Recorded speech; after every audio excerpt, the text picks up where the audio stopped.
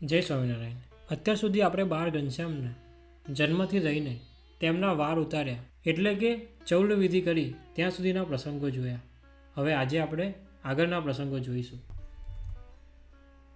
અગાઉના વિડીયોમાં આપણે જોયું હતું કે જ્યારે ઘનશ્યામ પ્રભુની ચૌલ વિધિ પૂર્ણ થઈ ત્યારે ધર્મદેવ બ્રાહ્મણોને જમાડવાની તૈયારીમાં પડી ગયા અને ભક્તિ માતા પણ કામમાં હતા અને તેમાં તેઓ ઘનશ્યામને તો ભૂલી જ ગયા. તે સમયે બાળ મિત્રો ઘનશ્યામ પાસે દોડતા દોડતા આવ્યા અને બધા ઘનશ્યામને લઈને નારાયણ સરોવરથી પૂર્વ દિશામાં આવેલી આંબાવાડીમાં ગયા, જ્યાં બાળકો આંબળી પીપળીની રમત રમવા લાગ્યા. એટલામાં કાળીદત્ત નામનો રાક્ષસ આવ્યો અને તેણે નક્કી કર્યું હતું કે આજે બધા જ બાળકોને ઉપાડી જઈશ અને ઘનશ્યામને તો મારી જ નાખીશ. અને આ માટે કાળીદત્તે ઘનશ્યામને પકડવા માટે હાથ લાંબો કર્યો. બાળપ્રભુ તેની આ વાત સમજી ગયા અને તેની સામે દ્રષ્ટિ કરી. જેવી ઘનશ્યામ પ્રભુએ તેની પર દ્રષ્ટિ કરી તેવો જ કાળીદત્ત બરવા લાગ્યો. આથી કાળીદત્તને બહુ ગુસ્સો આવ્યો અને તેણે પોતાની જાદુઈ વિદ્યાથી ભયંકર વાવાઝોડું અને વરસાદ ઉત્પન્ન કર્યો. ચારેકોર અંધારું થઈ ગયું અને બધા બાળકો ઠંડી અને વરસાદથી ધ્રુજવા લાગ્યા. આ બધા જ બાળકો ડરી ગયા હતા અને તે સમયે કાળીદત્તે મોટી મોટી ચીસો પાડી. આ બાળકોએ આવું ક્યારેય જોયું નહોતું અને સાંભળ્યું પણ નહોતું. તેથી એઓ ડરીને એક વડના ઝાડની બખોલમાં જઈને સંતાઈ ગયા અને તે સમયે બાળ ઘનશ્યામ એક આંબાનું ઝાડ હતું ત્યાં આગળ જઈને બેઠા. આ કાળીદત્ત બાળ ઘનશ્યામને શોધતો હતો અને તેથી તે બૂમો પાડતા પાડતા અટહાસ્ય કરતાં કરતાં ઘનશ્યામને શોધવા લાગ્યો અને તેણે જોયું કે બાળ ઘનશ્યામ તો આંબાના ઝાડ આગળ બેઠા છે. માટે તે ત્યાં ગયો અને તેણે પોતાનું શરીર ખૂબ મોટું કરી દીધું અને ત્યાર પછી તે આંબાના ઝાડ ઉપર પડ્યો અને આંબાની કેટલીય ડાળીઓ તૂટીને પડી ગઈ.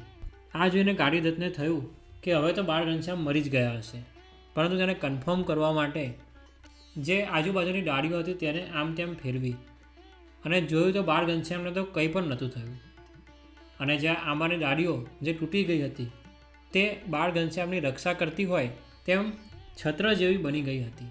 તેથી તેને વધારે ગુસ્સો આવ્યો અને તેણે ઘનશ્યામ પ્રભુને પકડવા માટે હાથ લાંબો કર્યો અને ઘનશ્યામે તેમની સામે કરડી નજરે જોયું અને કાળીદત્ત તે વૃક્ષની ડાળીઓમાં અથડાઈને મરી ગયો અને ઘનશ્યામ પ્રભુએ તે વાવાઝોડું અને વરસાદને પણ શાંત કરી દીધા. જ્યારે બધું જ શાંત થઈ ગયું ત્યારે બધા બાળકો બખોલમાંથી બહાર આવ્યા અને ઘનશ્યામ પ્રભુને શોધવા લાગ્યા. આ બાજુ ભક્તિ માતાને પણ ઘનશ્યામ યાદ આવ્યા માટે ધર્મદેવને પોતાની સાથે લઈને ભક્તિ માતા આંબાના ઝાડ પાસે આવ્યા અને જેવા આંબાના ઝાડ પાસે ઘનશ્યામ પ્રભુ મર્યા તો ભક્તિ માતાએ તેમને તેડી લીધા અને બધા બાળકોને પણ ઘનશ્યામ પ્રભુ મરી ગયા. તેથી તેઓ પણ આનંદમાં આવી ગયા. હવે બાળ ઘનશ્યામ ધીરે ધીરે મોટા થઈ રહ્યા હતા. એટલામાં ગ્રીષ્મ ઋતુ આવી. આ ગ્રીષ્મ ઋતુમાં ગરમી ખૂબ પડે અને તે જ સમયે ઘનશ્યામ પ્રભુને ખૂબ તાવ આવ્યો માટે તેઓ જમ્યા નહીં. ઘનશ્યામ પ્રભુના એક માસી હતા, ચંદા માસી. તેમને જ્યારે ખબર પડી કે ઘનશ્યામ બીમાર છે ત્યારે તેઓ તેમની ખબર કાઢવા માટે આવ્યા અને જ્યારે તેમણે ઘનશ્યામનું શરીર જોયું ત્યારે તેમને કહ્યું કે ઘનશ્યામ પ્રભુને તો બળિયા નીકળ્યા છે અને તાવ પણ આવ્યો છે અને તે માટે એક બાજુ લઈ જઈને તેમને સુવાડી દો. અને આથી ભક્તિ માતા બાળ ઘનશ્યામને લઈને એક ઓરડામાં આવ્યા અને તેમને ત્યાં જ સુવાડી દીધા. અને તે જ સમયે ઘનશ્યામના મામી લક્ષ્મીબાઈ આવ્યા. જ્યારે તેમણે ઘનશ્યામ પ્રભુની આવી હાલત જોઈ ત્યારે તેમણે ભક્તિ માતાને કહ્યું કે આમને તો બળિયા નીકળ્યા છે અને તાવ પણ આવ્યો છે, તે માટે ઘરની બહાર ના જવા દેતા અને 20 દિવસ સુધી શરીર પર પાણી પણ ના ડાળતા.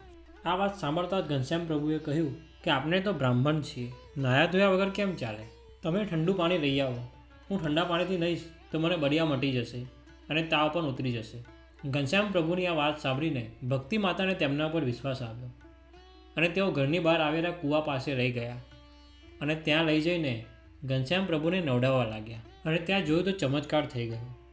ઘનશ્યામ પ્રભુને તાવ તો ઉતરી ગયો અને બળિયા પણ મટી ગયા. ખાલી સીડીના થોડા ચાઠા એટલે કે થોડા ડાઘ શરીર ઉપર રહી ગયા. આ જોતાં જ ચંદામાસી અને લક્ષ્મીબાઈને વિશ્વાસ આવી ગયો કે ચોક્કસ આ ઘનશ્યામ ભગવાન જ છે, તો જ આવો ચમત્કાર થઈ શકે. એક દિવસ છપૈયામાં બાળ ઘનશ્યામે પોતાના 12 મિત્રો વેની, માધવ અને પ્રાગને બોલાવ્યા અને કહ્યું કે ચાલો આજે મીર સરોવરમાં નાહવા જઈએ. જ્યારે નાહવાની વાત આવી તેથી બધા જ બાળકો તૈયાર થઈ ગયા અને તેઓ ચારેય ભેગા થઈને મીન સરોવર ગયા.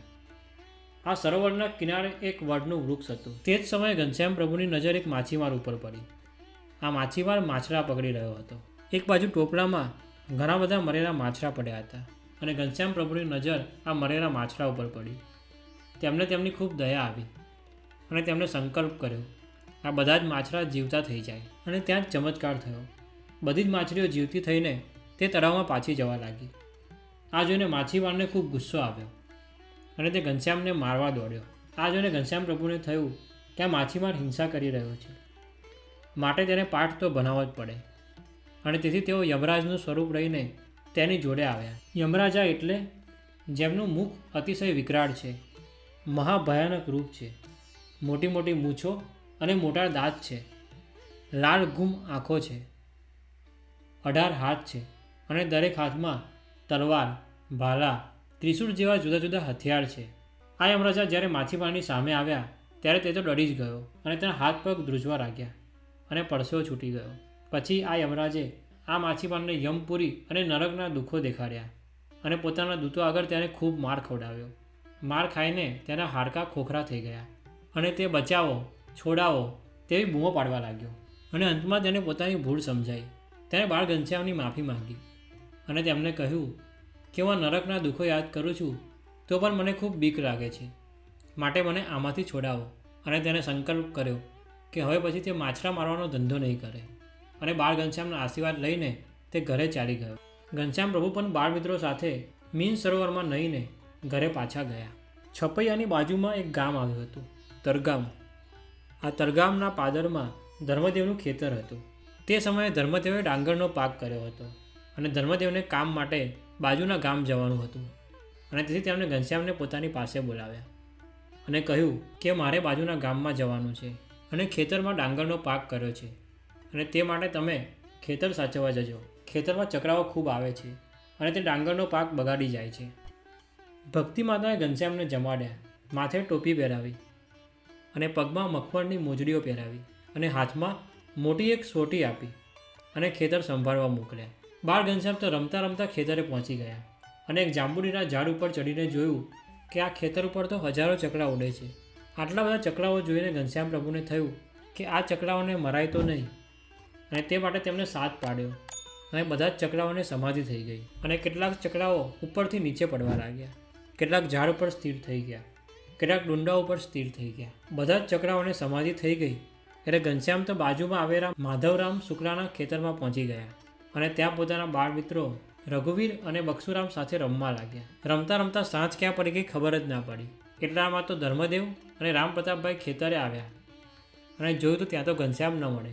શોધતા શોધતા બાજુના ખેતરમાં આવ્યા અને ધર્મદેવે તેમને બોલાવ્યા અને કહ્યું કે મેં તમને ખેતર સાચવવા મોકલ્યા હતા, તમે અહીંયા શું કરો છો? ત્યારે ઘનશ્યામ કહે કે ચાલો આપણે ખેતરે જઈને જોઈએ.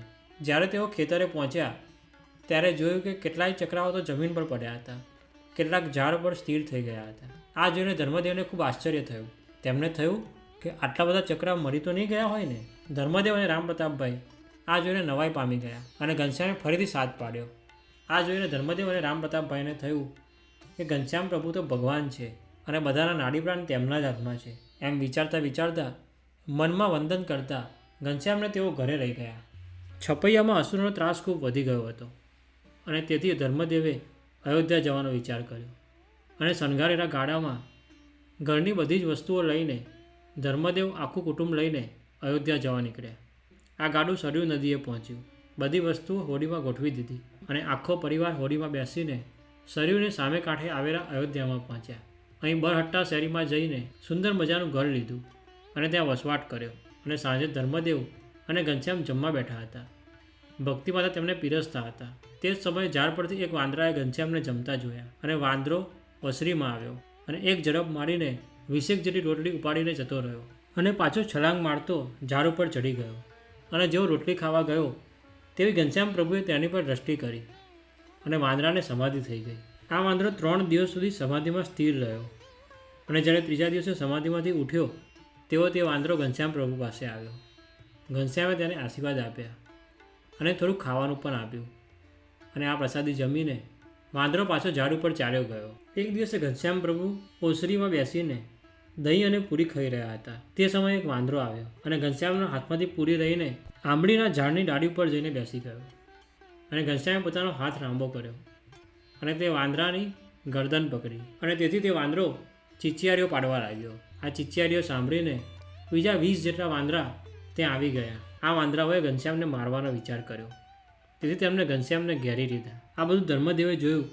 તેથી તેમને થયું કે આ વાંદરાઓ ઘનશ્યામને મારી નાખશે અને માટે તેઓ ઘરમાં રાકડી લેવા ગયા. પરંતુ તેટલામાં તો ઘનશ્યામે જેટલા વાંદરા હતા એટલા પોતાના સ્વરૂપો કરી દીધા અને બધા વાંદરાઓની પાછળ ઘનશ્યામનું એક એક સ્વરૂપ તેમને પકડવા દોડ્યું. આટલા બધા સ્વરૂપો જોઈને વાંદરાઓ ગભરાઈ ગયા અને બીજા દૂર ગયેલા વાંદરાઓ બીકથી ચીચિયારીઓ પાડતા દૂર ભાગી ગયા અને ઘનશ્યામે પોતાના બધા સ્વરૂપો અદૃશ્ય કરી દીધા.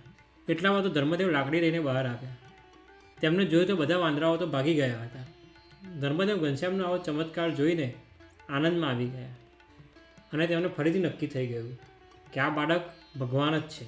આમ તો ઘનશ્યામ પ્રભુ અયોધ્યા જ રહેતા હતા, પરંતુ ક્યારેક તેઓ છપૈયા પણ જતા હતા. તેવી જ રીતે એકવાર તેઓ છપૈયા આવ્યા હતા. તેમણે પોતાના બાળ મિત્રોને કહ્યું કે ચાલો સરોવરમાં નાહવા જઈએ. આ વાત સાંભળતા જ બધા બાળકો નાહવા માટે તૈયાર થઈ ગયા. બધા સરોવરમાં આવ્યા અને ખૂબ નાહ્યા. હવે જ્યારે નહીએ ત્યારે ભૂખ તો લાગે જ. બાળ ઘનશ્યામ અને બાળ મિત્રો જ્યારે પાછા આવી રહ્યા હતા ત્યારે રસ્તામાં એક આંબાવાડિયું આવ્યું. માટે ઘનશ્યામ આંબા ઉપરથી કેરીઓ તોડવા માટે ઉપર ચઢ્યા. આ આંબા ઉપર જે પાકી કેરીઓ હતી તે તોડીને ઘનશ્યામ નીચે નાખવા લાગ્યા અને નીચે વેની, પ્રાગ અને માધવ તેઓ તે પાકી કેરીઓ ભેગી કરવા લાગ્યા. અને જ્યારે બીજા બાળકો તેમની ચોકી કરતા હતા તે જ સમયે એક બ્રાહ્મણોનું ટોળું નીકળ્યું. તેનો આગેવાન હતો રામદત્ત. આ રામદત્તે પોતાની સાથેના બધા બ્રાહ્મણોને કહ્યું કે આ જે કેરીઓ નીચે પડી છે તે ઉપાડી લો. આ સાંભળતા જ વેણી બોલ્યો કે આ બધી કેરીઓ તો અમે પાડી છે અને તમારે કેરીઓ જોઈતી હોય તો ઉપરથી તોડી લાવો. માટે રામદત્ત મોટી આંખો કાઢીને આ બાળકોને ડરાવવા લાગ્યો અને તેમની જોડેથી કેરીઓ લેવાનો પ્રયત્ન કરવા લાગ્યો. આ રામદત્ત દેખાવમાં તગડો અને ઊંચો હતો. ઘનશ્યામ પ્રભુ તો ઉપર બેઠા બેઠા આ લીલા જોઈ રહ્યા હતા અને રામદત્ત તો અન્યાય પણ જોઈ રહ્યા હતા. અને તેથી રામદત્ત જ્યારે કેરી લેવા નીચે નમ્યો તે સમયે ઘનશ્યામે નીચેની ડાળી ઉપર આવીને રામદત્તના ખભા પરથી દોરી અને લોટો લઈ લીધો અને પોતાની સાથે આવી મજાક થયેલી જોઈને રામદત્તને ગુસ્સો આવ્યો અને તેથી તે ઘનશ્યામને પકડવા માટે ઉપર ચડ્યો. તેને ખૂબ મહેનત કરી પણ ઘનશ્યામ તેના હાથમાં ન આવ્યા અને તેથી તેને પોતાની સાથે આવેલા બ્રાહ્મણોને કહ્યું કે આ ઘનશ્યામને પકડી લો.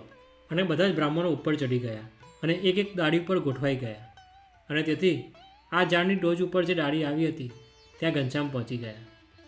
રામદત્ત ઘનશ્યામને પકડવા માટે તે ડાળી પર ચડ્યો. જેવો ત્યાં પહોંચ્યો ત્યારે તેને જોયું તો ઘનશ્યામ ત્યાંથી અદૃશ્ય થઈ ગયા હતા. તેની નજર નીચે પડી ત્યારે ઘનશ્યામ ત્યાં નીચે ઊભા હતા અને ઘનશ્યામે પોતાના બાળ મિત્રોને કહ્યું કે એક પણ બ્રાહ્મણોને નીચે ના ઉતરવા દેશો, કાંકરી મારવા લાગો. અને બધા જ બાળ મિત્રો તેમ કરવા લાગ્યા. અંતમાં બ્રાહ્મણોને પોતાની ભૂલ સમજાઈ. તેમણે ઘનશ્યામની માફી માંગી. ઘનશ્યામે તેમને નીચે ઉતરવા દીધા અને તેમને દોરી લોટો પાછા આપ્યા અને બ્રાહ્મણો પોતાના રસ્તે ચાલ્યા ગયા. આ જ છપૈયાની બહાર એક પીપળાનું ઝાડ હતું. બાળ ઘનશ્યામ કેટલીય વાર પોતાના બાળ મિત્રો સાથે અહીં રમવા જતા હતા. અમુક વાર રમવાનું છોડીને ઘનશ્યામ પ્રભુ આ પીપળાના ઝાડ ઉપર ચડી જતા. આ પીપળાનું ઝાડ ઘનશ્યામને ખૂબ પ્રિય હતું અને આ પીપળાના ઝાડ ઉપર ચડીને ઘનશ્યામ પશ્ચિમની દિશા તરફ જોતા. એક દિવસ આવી જ રીતે બાળ ઘનશ્યામ રમતા રમતા પીપળાના ઝાડ ઉપર ચડી ગયા અને પશ્ચિમ તરફ જોવા લાગ્યા. અને આ જ સમયે ઘનશ્યામ પ્રભુના મિત્ર વ્યાનીની નજર તેમના ઉપર પડી. સાંજ થવા આવી હતી અને ઘનશ્યામ પ્રભુ ગઢ તરફ જવા માટે ઝાડથી નીચે ઉતર્યા અને ત્યારે વ્યાનીએ ઘનશ્યામના ખભા ઉપર હાથ મૂક્યો અને પૂછ્યું કે ઘનશ્યામ, તમે આ ઝાડ ઉપર ઊંચે ચડીને પશ્ચિમની દિશા તરફ શું જોયા કરો છો? ત્યારે ઘનશ્યામે કહ્યું કે હું તો મુમુક્ષો કઈ દિશામાં છે તે જોઉં છું. અહીંયાથી દૂર હજારો ગાંવ પશ્ચિમમાં ગુજરાત કાઠિયાવાડ દેશ છે. ત્યાં શ્રી કૃષ્ણની દ્વારકા છે. તે દેશમાં કેટલાય મુમુક્ષો રહે છે. મારે એક દિવસ અહીંયાથી ત્યાં જ જવું છે. હિમાલયના પવિત્ર સ્થળો અને ભારતના તીર્થોને જોવા છે, પણ અંતે તો કાઠિયાવાડમાં જ રહેવું છે. ત્યાંના ભક્તો મને પુકારે છે. વ્યાનીને આ બધી વાતમાં તો કાંઈ ખબર ન પડી. તે તો ઘનશ્યામનો હાથ પકડીને ઘર તરફ ચાલવા લાગ્યો. બહુ બધા વર્ષો સુધી આ ઝાડ ત્યાં હતું અને જે હરિભક્તો ત્યાં જતા તે આ ઝાડના દર્શન પણ કરતા હતા. પરંતુ સમય જતાં આ ઝાડ પડી ગયું હતું. તે સમયે BAPS સંસ્થાના ગુરુ યોગીજી મહારાજ ત્યાં હતા. તેમણે આ ઝાડના બધા લાકડા લઈ લીધા અને તેને જુદા જુદા મંદિરોમાં સૌ હરિભક્તો દર્શન કરી શકે તે માટે મોકલાવી દીધા. અત્યારે ઘણા બધા મંદિરોમાં આ પ્રસાદીભૂત પીપળાના ઝાડનું લાકડું જોવા મળે છે. તીર્થધામ સારંગપુરમાં શાસ્ત્રીજી મહારાજની જે રૂમ છે ત્યાં પણ આ પ્રસાદીભૂત લાકડું છે. જો આપણે તેના દર્શન ના કર્યા હોય તો ઉપર આપેલા આઈ બટનની લિંકથી તે વિડીયો જોઈ શકો છો. તેમજ તે વિડીયો દ્વારા આ પ્રસાદીભૂત લાકડાના દર્શન પણ કરી શકો છો. ઘનશ્યામ પ્રભુના આવા જ પ્રસંગો આપણે આગળના વિડીયોમાં પણ માણતા રહીશું. તે માટે પ્રમુખ પ્રસંગમ ચેનલને સબસ્ક્રાઈબ કરવાનું ના ભૂલશો. આજનો વિડીયો આપને કેવો લાગ્યો તે અમને કોમેન્ટ દ્વારા જરૂરથી જણાવશો. આ વિડીયો બીજાને શેર અને લાઈક કરવાનું ના ભૂલશો. જય સ્વામિનારાયણ.